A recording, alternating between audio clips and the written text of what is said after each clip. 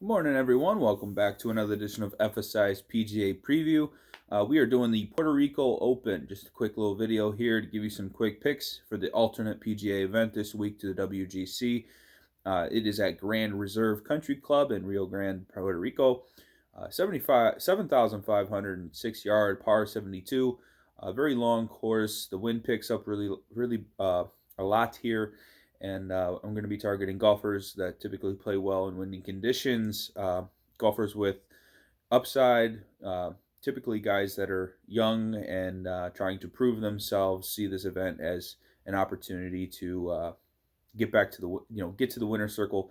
And for the experienced players, it's an opportunity for them to get back to the winner's circle, feel good about their game, and build confidence as the season continues. So it's a decent event every year. No shot tracker, which is a bummer, but the bonus is more golf is fun. So I'm gonna break down some picks for you. Right here we have the 10K range. We have Thomas Pieters at the astounding favorite at 11.4. A really young golfer out of the Euro Tour, Belgian. First in the model, fifth in ball striking, fourth on the approach, fourth tee to green. He's got the distance that we need off the tee. He's really good on his par fives. And he's won some pretty credible events over on the Euro Tour. He did slip out of the top 50 in the world after some poor results, and some other guys are just playing better in the Euro Tour. But I think Thomas Pieters, really good chance here to maybe come away with victory, or maybe, finish inside the top 10. Matt Wallace at 10.8. He is fifth in the model. This guy scores birdies in bunches, and I think he can eat up a course like this. He's first on the approach, third in greens gained, so he is a pin seeker. It always depends on whether or not the putter is rolling, but I do have confidence in Wallace coming off of a seventh place in Abu Dhabi a couple weeks ago. Emiliano Grillo at 10.6. He is third in the model, third last year in this event. He also has another top five in this event as well in years past. This is always a place that he goes to play. Wondering whether or not he can come away with victory is the other option here for Mr. Grillo. First in greens gained, third tee to green. What we know with him is his putter. So can he putt his way to victory for a change? We'll see. Ian Poulter at 10.4, kind of like wild card in this price range. Pedigree from a winning standpoint, so he has that upside. Poulter is a very experienced player. One of my favorites on tour. He's got an awesome attitude about golf. He was third in 2016 here, number one in putting, and he's coming off an 18th place finish in Saudi Arabia 2 weeks ago. Don't mind Poulter. Really, really close to that top 50. With that 1K discount, I could see pivoting to Poulter and some GPP lineups this week. And Brendan Grace will be a fade for me. 9K, I don't mind Ben, first tee to green, third on the approach, coming off an 8th place finish at the Amex a few weeks ago. But Ben is very volatile. 9.7 is pretty expensive for a guy that can't putt. But he is one of the best scramblers on tour, and I think Ben a decent option at his price tag. But we'll see. I kind of like a few guys better in this 9K range. Johnny Vegas at 9.3, probably my favorite play in the price range. Third ball striking, 5th tee to green. Fifth on driving distance, fourth on the model. He came in ninth here last year.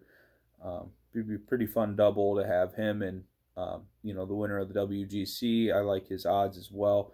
Branden Wu at 9,200. He is really good at attacking greens. 18th in greens gained, 18th in the model, and he came in T14 last week at the Corn Ferry Tour. Corn Ferry Tour champion, I believe, last year. So I like Branden Wu at 9.2 and Justin Suh at 9K for wild card. 8K range, Ollie Schneider-Johns at 8,900. He played this event in 2019. He finished 49th. He used T14 last week. Been playing a lot of events on the Corn Ferry Tour. 22nd in strokes gained on the approach, and 13th in driving distance. Ollie Schneider-John, he's a decent option in this price range. Davis Riley, 88, probably the young upside golfer I was alluding to in the intro at 8,800, 21st in driving distance. He was 23rd last week.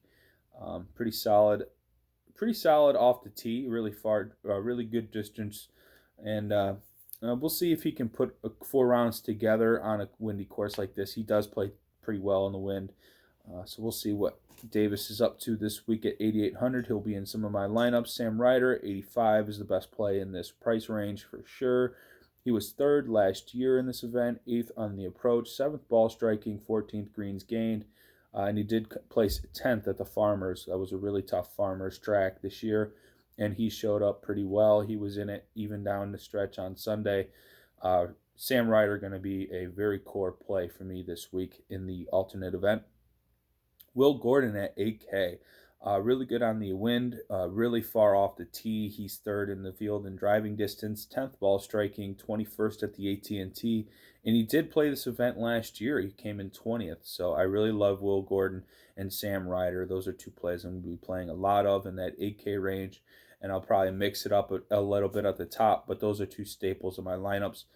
7K, we have 7,900, Bramlett. Bramlett, I think, finished really high last year. He's really good off the tee, very far off the tee, really good in the windy conditions.